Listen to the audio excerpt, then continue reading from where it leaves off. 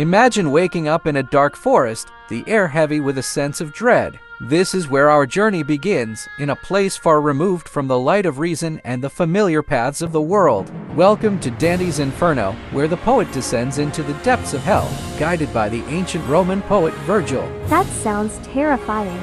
But why are we here? We're here to explore the consequences of our choices, the nature of sin, and the intricate justice that governs Dante's vision of hell. Each circle we'll visit is a testament to the human spirit's complexities and failings. Lead the way then, Noah. Our first stop is the vestibule of hell. Here, the souls who lived without infamy or praise, without commitment to good or evil, reside. They chase a blank banner and are stung by wasps and hornets as they run. Ouch! That's quite a punishment for indecision. But as we move deeper into hell, the sins grow heavier and the punishments more severe. Next, we find ourselves at the river Acheron, where Charon ferries the damned souls into hell proper. And what if someone refuses to get on the boat? Oh, they don't have a choice. Divine will is inescapable here. Now, as we cross the river, we enter the first circle, also known as Limbo. Limbo? Isn't that for the virtuous pagans and unbaptized babies? Precisely. It's a place of natural beauty but eternal sadness, for they can never see God. Here, great minds like Aristotle and Plato dwell in a majestic castle. It's sad to think knowledge isn't enough. It's a somber reminder that in Dante's world, faith is key, but let's press on. The second circle awaits, where the lustful are blown about by fierce winds, just as they were swept by their passions in life. Sounds like a stormy relationship taken to the extreme. You could say that, but there's nothing funny about the eternal turmoil they face. Here, we meet Francesca da Rimini, who fell in love with her husband's brother, Paolo. And they're both here. Yes, forever intertwined in the winds of hell, a tragic tale of love and betrayal. But we must move on. There's much more to see, and the deeper we go, the darker it gets. As we leave the stormy embrace of the second circle, we descend into the third circle, where the gluttonous are punished. Here, they lie in a vile slush produced by ceaseless, foul rain, a fitting end for those who indulged in excesses of food and drink. Ugh, that's disgusting. But it's a powerful image of overindulgence. And presiding over them is Cerberus, the three-headed dog, tearing at the spirits with his claws and teeth. Now, let's move on to the fourth circle, where things get a bit heavier. I see what you did there. In the fourth circle, the avaricious and the prodigal roll heavyweights in opposite directions, clashing with each other. It's a never-ending struggle of want and waste. Sounds like a pointless exercise. Exactly. It symbolizes the futility of their actions in life. But now, we come to the fifth circle, the river Styx, where the wrathful fight each other on the surface, and the sullen lie beneath the water, forever submerged in their gloomy thoughts. It's like they're drowning in their own anger. Precisely. And here, we must be careful, for the wrathful can be quite aggressive. But look there, the city of Dis looms before us, marking our entrance to the lower circles of hell. The deeper we go, the more serious the sins. And the more terrifying the punishments. The sixth circle holds the heretics trapped in flaming tombs. Their punishment reflects their denial of the soul's immortality. Fire seems to be a common theme here.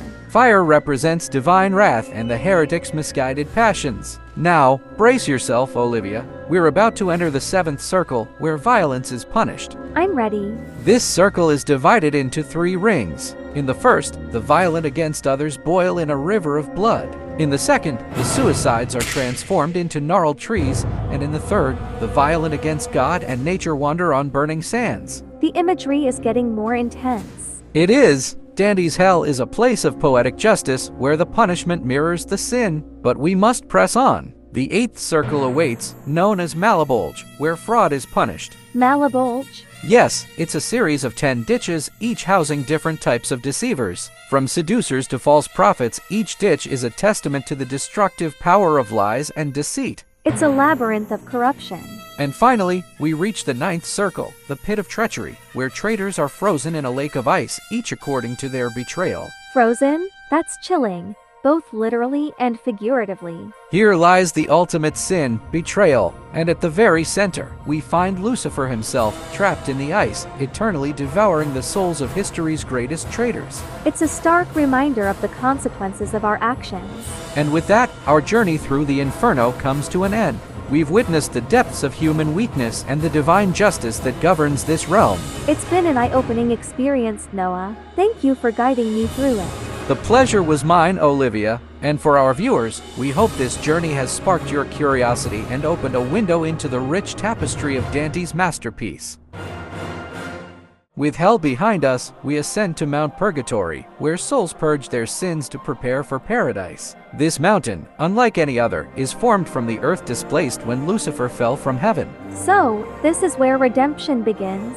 Exactly. Here, the souls undergo purification in 7 terraces, each corresponding to one of the 7 deadly sins. They suffer not for punishment, but for cleansing. A chance to right their wrongs. Our first stop is the Terrace of Pride. Souls here are bent over by the weight of huge stones, learning the humility they lacked in life. That's quite a burden to bear. But with each step, their load lightens, just as their pride diminishes. Now, we climb to the Terrace of Envy. Here, the envious have their eyes sewn shut with wire, for they once gazed with malice upon others' fortunes. A harsh but fitting remedy for envy.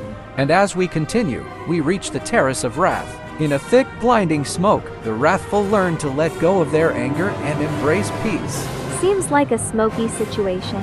Quite literally. But the air clears as we ascend to the Terrace of Sloth. Here, the slothful are forever running to overcome their former laziness. Better keep up the pace then. That's the spirit.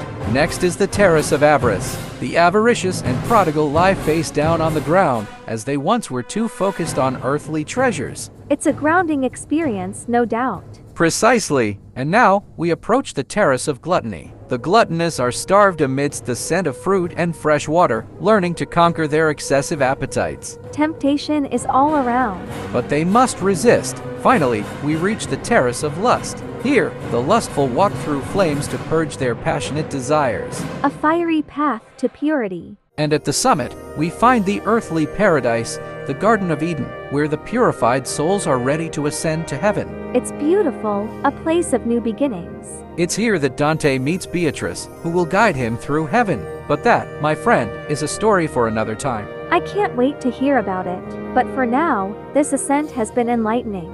And we're only halfway through our journey. Next, we'll explore the stars and beyond in the final part, Paradiso. And now, we ascend beyond the earthly realm to the celestial spheres of Paradiso, where the blessed souls reside in eternal harmony. Here, Dante is no longer guided by Virgil, but by his beloved Beatrice, who represents divine love and theology. It's like we're stepping into the light after so much darkness. In Paradiso, Dante witnesses the souls of the blessed who dwell within the 9 celestial spheres of heaven, each aligned with a heavenly body and a particular virtue. 9 spheres? That's quite the structure. The first sphere is the moon, representing the inconstant whose vows to God wavered. Here, the souls appear as faint images, much like the moon's soft glow. A gentle start to heaven. As we rise to the second sphere, the Mercury, we find the ambitious souls who did good for the sake of glory, their light dimmed by their self-seeking motives. So even in heaven, there's a reflection on intentions. The third sphere is Venus, where the lovers reside, their light bright and beautiful, but tinged with earthly desires. Love seems to be a recurring theme. It is the essence of Dante's journey.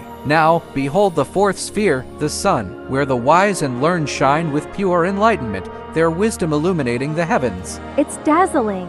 And it only gets brighter. In the fifth sphere, Mars, the warriors of faith glow with a fiery passion, their martial valor now turned to holy purpose. A warrior's spirit never fades. True. And in the sixth sphere, Jupiter, the just rulers spell out divine messages with their collective light, a testament to their righteous governance. A cosmic display of justice. The seventh sphere is Saturn, where the contemplatives reside, their meditative silence a stark contrast to the joyful noise below. It's so peaceful here. It's the calm before the final ascent. In the eighth sphere, the fixed stars, the saints and the blessed Virgin Mary radiate with a love so profound, it's beyond human comprehension. It's like pure love made visible. And finally, the ninth sphere, the primum mobile, which moves all the heavens with its love, leading us to the Empyrean, the abode of God. The source of all creation. Here, Dante beholds the divine light, a vision of God's true form, and the mystery of the Holy Trinity. It's the culmination of his spiritual journey, a union with the divine. It's an overwhelming thought to be one with the divine. It's the ultimate goal of every soul, according to Dante. And with that, our journey through the Divina Commedia comes to a close. We've traversed the depths of hell, climbed the Mountain of Purgatory, and soared through the celestial spheres of paradise. What an incredible adventure. It's been a journey of the soul, through punishment, purification, and finally, into the light. And we've only scratched the surface of Dante's masterpiece. There's so much more to explore and interpret. Then let's encourage our viewers to dive into the poem themselves, to discover the layers of meaning and beauty within. To our viewers, we hope this journey has inspired you to seek out your own path to understanding and enlightenment. Thank you for joining us on this epic adventure. Hey Noah, why did Dante write the Inferno? I don't know, Olivia. Why? Because he was dying to give the world a hell of a story. That's infernally funny, Olivia.